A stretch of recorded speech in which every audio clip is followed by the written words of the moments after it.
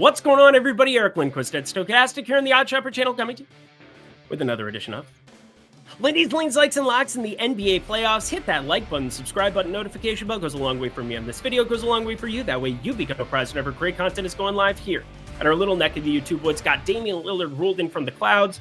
Looks as though that didn't matter because the Pacers are up 20 here as that game comes to an end. Merciless end, it looks like, for the Milwaukee Bucks in this season that has been an absolute stone cold disaster as things rolled out for them. But we'll say we've had a really good playoffs betting here. I looked at the board here. We had what?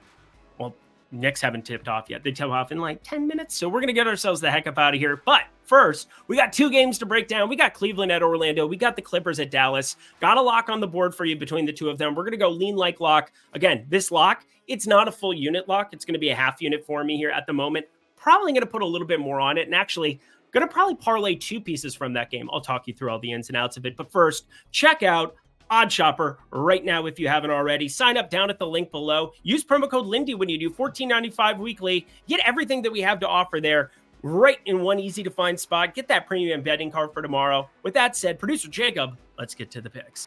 It's game 6. We just saw some crazy back and forth there. Had a really narrow victory for the Cleveland Cavaliers with no Jarrett Allen on the floor. What was really nice is I was able to throw in the Evan Mobley over 9.5 rebounds for the people in the premium Discord. Been focused a lot on the MLB streets because, again, trying to be early to the party with some of these MLB plays that I'm feeling more comfortable about as the sample size accumulates. And we're going to start hitting our stride here very shortly. And actually really kind of have the last week and a half, but had a couple of, well, you don't want to hear about it. Cleveland, though, in this spot, 4-point dogs going up against Orlando because Orlando has been awesome, routinely awesome at home this entire season. Brought that up here last time, but we've broken down both of these teams a lot. And I think the main thing to note is that without Jarrett Allen there was one piece of the rotation that I did not see coming.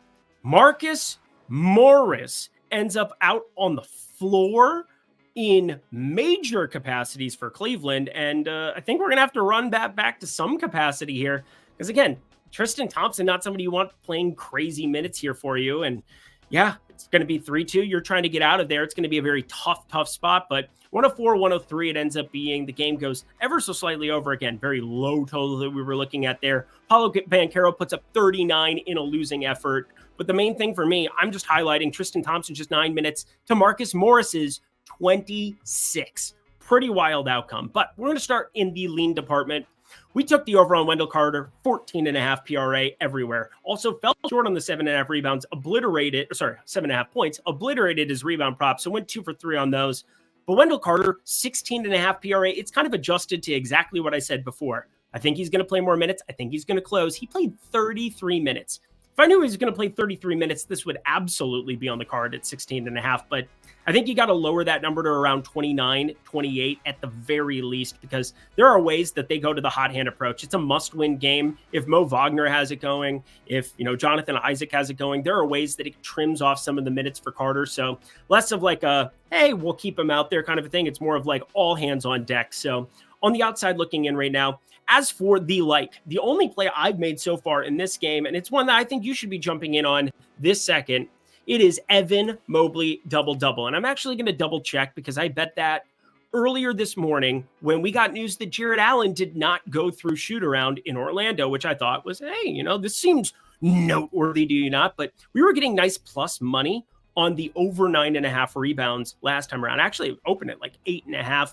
Barely juiced towards the over, but as the news came out that Jarrett Allen was going to be questionable, and then he ends up missing the game, great closing line value on that. In fact, his rebounds prop is now at 10.5 plus 120, which again, you can more than fire that one up. I have no problem with it, but double there on the number, minus 115 over on FanDuel.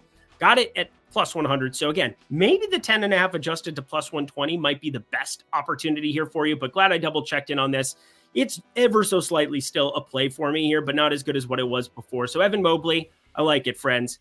But there's no lock. We're just not going to have a lock. I'm not going to make up a play just to have it there for you. Also, this is really good spacing. Great job by producer Jacob. BetMGM, friends, first bet safety net up to $1,500. Get your bonus bets if your first bet loses down at the link below. I really have nothing else to add. Talked about this throughout the entire NBA playoffs. get your money, honey. It's a great opportunity to sign up for a great new sports book, only if you're 21 and over. If you have a gambling problem, please call 1-800-GAMBLER. But check out BetMGM down at the link below if you haven't signed up already. Back to the picks we go. Yeah, we're going to be quick. We're going to be efficient here, friends. But the Clippers, the Dallas Mavericks, and a couple of things to really make of note here working through the rotations.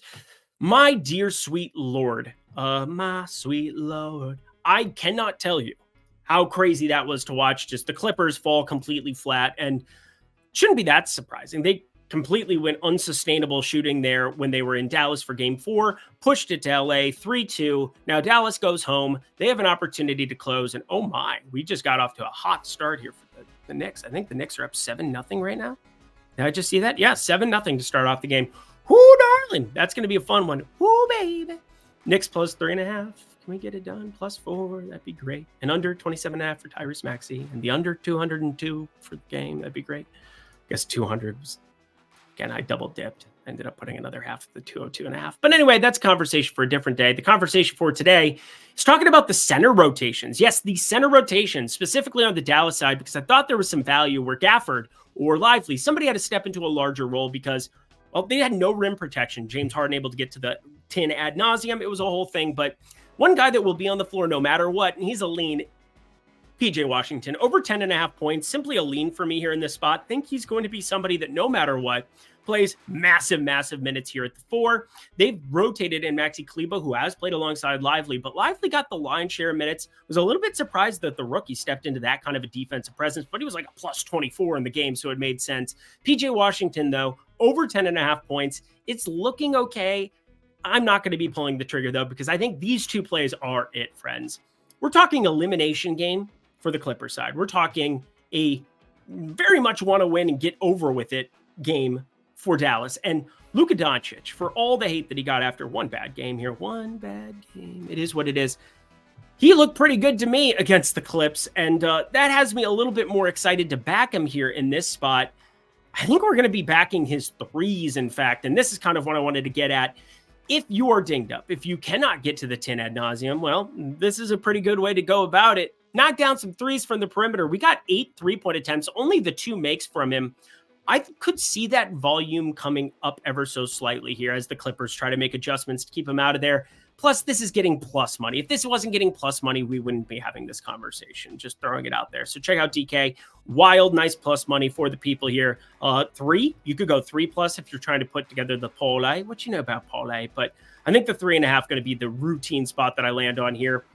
And I'm going to combine it, in fact, with a play that I've already bet individually for a half unit. And that is Paul George over 3s. Yes, I understand that it was a complete blowout, and I understand game 4 was unsustainable in the shooting department, but with no Kawhi out there, this has got to be the guy who has an absolute ceiling ridiculous game if they are to advance. And one of the things you do when you're a dog in these kind of spots is you try to up the variance. You try to knock down 3-pointers and do what that's going to be their best hope here in this spot. It should be a competitive game, but I expect them to go down swinging. And as such, Paul George, the higher usage between him and Harden with Kawhi off the floor this season.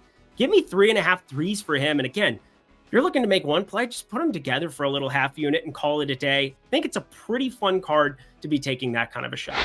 And that does it for another edition of Lindy's Leans, Likes, and Locks. You know what to do. Go to that comment section below. Let me know your favorite play that exists here for this Friday slate that we have before us. Thank you, producer Jacob. Per usual, good stuff. Great week in the books here in the NBA streets. Hopefully the MLB streets can come along for the ride here sooner rather than later. Until next time, friends, I'm Eric Lindquist. Best of luck in the NBA streets on Friday.